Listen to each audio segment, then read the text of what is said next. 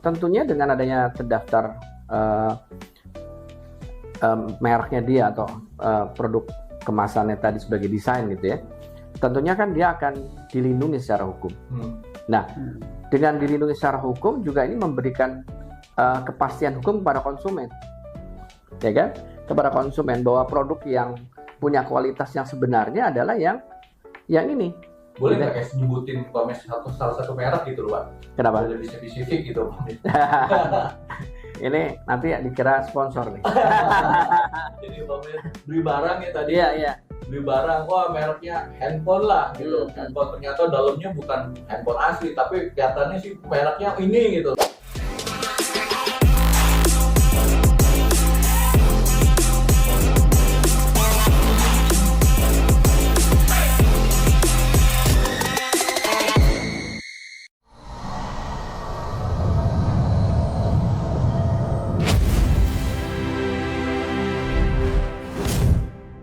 Assalamualaikum warahmatullahi wabarakatuh, Sobat Ngopo, salam konsumen, salam mandiri. Hari ini masih dengan Adi Sudali dan rekan saya. Saya Selamat. Hari ini kita mau ngebahas tentang apa Pak Selamat? Kita ini membahas tentang kekayaan intelektual. Wah. Dan kita bersyukur hari ini kita kedatangan tamu yang istimewa, Mas Adi. Kaitannya sama Haki banyak ya Pak ya, apalagi tentang konsumen.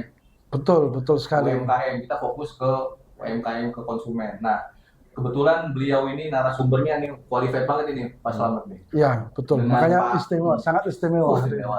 Ya. Dengan Pak Agung Damar Sasongko SHMH. Beliau ini Direktur Hak Cipta dan Desain Industri di Kementerian Hukum dan HAM. Enggak, HAM sudah Oh, bisa bisa Pak. ya? Ya, Kementerian sekarang Hukum. hukum. Ya. Nah, oke Pak Selamat gimana? Ya, baik. Saya kira hari ini kita harus memanfaatkan sebaik-baiknya, Mas Adi. Dan terima kasih Iya. Pak Agung. Jadi sudah meluangkan waktu khusus untuk kita memberikan pandangan-pandangan edukasi buat pelaku usaha maupun konsumen. Nah, nanti kita akan lebih banyak membahas tentang apa sih kaitannya antara kekayaan intelektual dengan perlindungan hukum terhadap konsumen maupun pelaku usaha. Begitu kira-kira, Mas Ade. Jadi harus lengkap ya di situ. Harus lengkap. Jadi emang benar saat ini tuh konsumen sayang kurang diperhatikan, apalagi kan banyak UMKM tuh yang jujur Pak. Iya. Banyak yang berkualitas sebetulnya tuh Indonesia. Makanya kan sekarang kan persaingan globalisasi itu kan UMKM makin hebat ya. Iya. Ada pengen instan, kita pakai produk orang yang udah naik, domot aja, plek gitu. Itu banyak kasusnya. Ada yang merugikan apa konsumen. Ya. Nah, akhirnya gimana sudut dari Haki sendiri menurut pandangan Bapak sebagai direktur? Iya, baik, makasih Mas Andi dan Pak Selamat. Memang sebetulnya kalau kita lihat antara kekayaan intelektual ya, ini kan kalau bicara kekayaan intelektual kan hasil karya olah pikir manusia yang kemudian memiliki nilai komersial ya, dan kemudian ini dikomersialkan, terus kemudian mereka mendapatkan manfaat dari komersialisasi tadi. Jadi sebenarnya pilar dari kekayaan intelektual itu kan ada perlindungan, komersialisasi atau utility, dan kemudian penegakan, gitu ya, penegakan hukum dan penegakan haknya mereka. Jadi sebenarnya dengan konsumen juga ini berkaitan. Artinya ketika ada satu produk yang dihasilkan oleh seseorang, ya, katakanlah dia punya satu produk yang kemudian dia daftarkan mereknya. Nah, ketika dia daftarkan mereknya, dia perdagangkan, tentunya di sini banyak kompetitor yang akan melakukan peniruan. Nah, ketika dia sudah dilindungi, maka dia bisa melakukan penegakan hak kan gitu. Nah, tapi kalau satu produk yang belum didaftarkan perlindungan mereknya umpamanya gitu ya, terus kemudian ternyata dia ditiru. Pertama, yang dirugikan adalah pemilik merek itu sendiri atau pemegang hak, dan biasanya konsumen juga dirugikan. Karena biasanya kaitan dengan apa? Kaitan dengan kualitas produk. Jadi ketika produknya tadi ini ditiru orang, dia nggak bisa menegakkan. Karena kan gini, salah satu karakteristik di masyarakat itu orang yang bikin usaha kadang-kadang ada pengusaha yang usaha kecil menengah ini yang kadang-kadang nggak mau memulai dengan produk yang dimiliki. Dia pasti niru punya orang. Nah, artinya dia bicara harga nih. Dia bikin kualitas yang rendah dengan harga yang murah, tapi gambarnya mirip. Itu banyak terjadi, Pak. Kan gitu. Ini tipikal yang terjadi seperti itu. Nah, dengan adanya dia memberikan perlindungan kekayaan intelektual, maka dia dapat menegakkan hak. Jadi orang nggak bisa sembarangan pakai mereknya dia, dan juga sebagai jaminan kualitas. Biasanya orang yang sudah terdaftar karya intelektualnya, dia pasti akan menjaga kualitas dan juga reputasinya. Oke.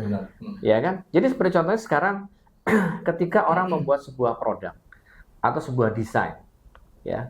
Jadi kalau bicara kekayaan intelektual itu kan biasanya dalam sebuah produk itu aspek kekayaan intelektualnya banyak, gitu kan? Ya itu ada apa aja, Mas? Iya, biasanya begini. Kita lihat dari satu produk, itu biasanya ada mereknya, ada merek dagangnya, ya. Terus kemudian dia ada kemasan, kemasan masuk ke desain industri. Oh, berarti ada merek, ada desain industri, gitu kan? Kalau UMKM seperti itu. Nah sekarang kemudian juga ketika dia mempromosikan, ya, itu biasanya pakai lagu-lagu jingle-jingle gitu kan, itu masuk ke hak cipta.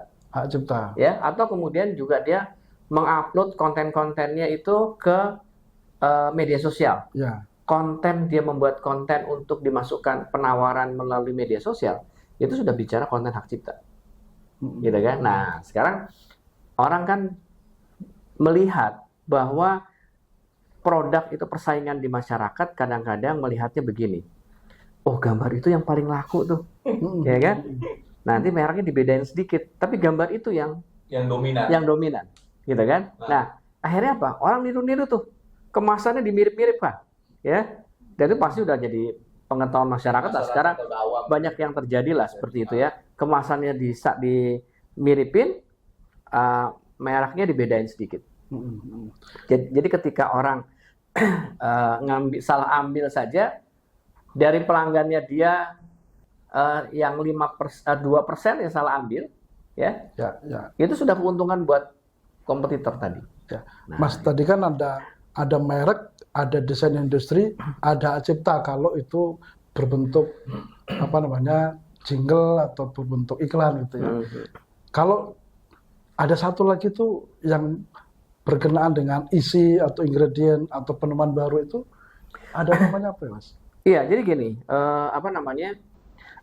jadi kalau kita bicara kekayaan intelektual, ini kan wujudnya ketika orang punya hasil karya olah pikir tadi, itu kan wujudnya macam-macam. Bisa karya cipta, ya. Karya cipta itu bisa lagu, buku, atau literasi, musik, film singkat seperti itu ya. Software. Nah, kemudian kalau merek itu alat pembeda untuk membedakan produk satu dengan yang lain. Jadi itu merek ya. Itu merek. Jadi seperti contohnya ada gambar, ya, ada kalimat, ya, terus kemudian ada unsur warna-warna gitu ya, kan biasanya saling ini. Terus kemudian sekarang ada merek yang namanya merek hologram, ya, ada produk yang merek itu dalam bentuk hologram. Ya. Terus kemudian juga ada merek suara. Ya, seperti contohnya kalau iya, merek suara, seperti contohnya kalau di depannya ada tukang es, kan suka ada suaranya tuh, ya. Kalau kita dengar musik itu, oh itu pasti jual es krim. Nah, itu merek. Itu merek. Ini kita lihat. Penting dong, Pak. Ya, penting ya untuk penerapan UMKM ini ya. Iya. Jadi UMKM bikin merek nggak hanya cuman gambar saja, tapi suara juga bisa jadi merek tuh. Identitas, gitu ya. Jadi suara itu bisa pelindungannya dua nih. Dia sebagai karya cipta, ya, karena dia menciptakan ada musiknya di situ. Tapi ketika dia menjadi identitas produk, ya, dia menyebutkan namanya, gitu, maunya merek ABC, gitu ya. Terus ABC ini dibikin lagu, ya, yuk beli susu ABC yuk, gitu ya. Atau beli susu XY, gitu ya, beli susu XY dong, gitu ya. Ada lagunya di situ. Nah, itu termasuk merek. Itu merek sebagai pembeda. Nah, kemudian musiknya bisa sebagai hak cipta. Cipta. Nah, terus kemudian kalau dia bikin produk ada kemasannya, itu masuk ke desain industri. Nah, kotaknya, kemasannya. Kan sekarang kita lihat itu produk UMKM itu banyak kemasan-kemasan yang menarik ya. Kemasan-kemasan yang menarik seperti contohnya bikin kopi bubuk dijual, sekarang kemasannya sudah pakai warna-warni. Benar. Kalau dulu cuma pakai kertas kopi gitu ya, dijual di staples, dijual di pasar. Sekarang sudah pakai gambar segala macam, lebih menarik, lebih eye catching gitu. Nah, itu seperti itu. Nah, kemudian bisa juga ada pelindungan yang kaitannya dengan paten. Paten. Jadi paten itu berkaitan dengan teknologi. Apakah itu teknologi yang sederhana, ataukah paten sederhana, ataukah paten biasa. Jadi yang membedakan adalah kalau paten sederhana adalah klaimnya tuh hanya sedikit, hanya satu gitu ya. Dan artinya ini kaitan dengan bentuk teknologinya. Sebagai contoh, umpamanya kalau kita lihat ada produk, umpamanya kita lihat ada produk makanan gitu ya, atau obat-obatan. Nah, seperti contohnya kita lihat kalau dulu orang sakit rematik itu pakai dibalur. Terus kemudian sekarang ada obat rematik yang diminum. Nah, kandungan itu bisa menghilangkan rematik. Kandungan yang ada kimia itu segala macam itu masuk ke dalam penemuan teknologi paten. Gitu. Nah, seperti itu Pak ya. Nah, membedakannya itu ya. Membedakannya itu. Atau seperti contohnya makanan juga ada makanan yang mengandung umpamanya makanan yang mengandung meningkatkan stamina gitu ya. Stamina pria, Pak. Nah, itu kan ada kandungan-kandungan kok bisa langsung greng gitu ya. Umpamanya dari jamu-jamu ada itu bisa juga dikatakan sebagai paten gitu ya. Atau juga kita bisa lihat bahwa teknologi-teknologi yang berkembang seperti contohnya handphone kita ada Bluetooth. Nah, Bluetooth itu kan mengirimkan pesan atau data tanpa kabel. Nah, itu teknologi gelombang yang kita bicara paten. Gitu, sederhananya seperti itu. Nah, kemudian kita juga ada namanya indikasi geografis, Pak. Indikasi geografis itu produk yang hanya bisa ditanam atau dikembangkan di wilayah tersebut. Ya, indikasi geografis itu Indonesia tuh kaya dengan indikasi geografis. Misalkan pisang Ambon, di Ambon nggak ada pisang. Contohnya begini, Pak. Itu ada itu lagi. Ya. Benar juga. Contohnya gini, Pak. Itu harus melekat pada produknya. Contohnya Salak Pondok, Jogja. Salak Pondok, Jogja. Di Tunduk Pondok. Nah, saya itu salah yang di bukan Ciledug, yang di di daerah Jakarta kan juga ada ya. Pondok Gede. Itu kan juga ada Salak. Kalau Salak Pondok ini memang sudah yang terkenal di sana. Terus kemudian kita lihat kopi Kintamani. Dari Bali. Kopi Gayo. Aceh. Ada ubi Cilembu. Ubi Cilembu itu adalah ubi yang hanya bisa ditanam di daerah Cilembu dan itu ada di wilayah tertentu. Namanya ubi Cilembu. Kayak tahu itu juga ya, tahu Sumedang itu ya. Kalau tahu Sumedang itu gini, Pak. Tahu Sumedang itu masuknya indikasi asal. Jadi asalnya dari mana? Tapi kalau yang indikasi geografis itu adalah memang yang dia situ tertentu, hanya berdasarkan kondisi alam, dia menjadi sangat spesifik. Contohnya sekarang gini, bibit ubi Cilembu ditanam di daerah lain, cita rasanya kan beda. Gitu. Ya. Atau seperti contohnya kopi Gayo Aceh, bibitnya ditanam di wilayah lain, ditanam di Papua umpamanya, pasti rasanya kan beda. Karena ada keasaman tanah yang berbeda. Nah, itu Pak. Jadi kalau kita bicara panjang ya. Kekayaan intelektual itu luas sekali, Pak. Ya. Kalau ada indikasi geografis itu, apakah bisa juga didaftar mereknya atau tidak? Ya, jadi gini, kalau bicara indikasi geografis itu pasti akan bersinggungan dengan merek. Jadi indikasi geografis ini yang mendaftarkan adalah secara komunal, Pak. Masyarakat yang mengemban atau masyarakat yang ada di wilayah tersebut yang mengelola indikasi geografis. Jadi seperti contohnya yang mendaftarkan yang mendaftarkan ubi Cilembu adalah para petani atau masyarakat pemilik indikasi geografis MPIG gitu ya. Mereka yang mendaftarkan. Mereka harus berbadan hukum, misalkan koperasi. Iya, koperasi. Harus koperasi. Harus bentuk badan hukum adalah koperasi atau mereka memang dimiliki secara komunal. Atau pemerintah daerah.